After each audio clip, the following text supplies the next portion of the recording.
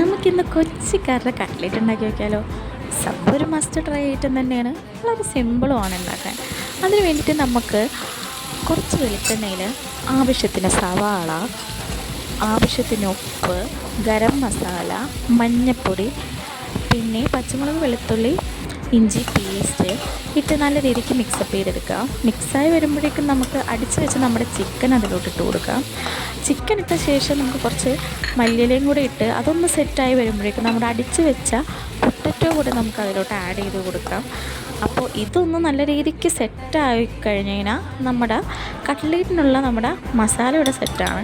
പിന്നെ നമുക്ക് സാധാ കട്ട്ലേറ്റ് പോലെ നമുക്കിതിൽ ബ്രെഡ് ക്രംസിൻ്റെ ആവശ്യമില്ല.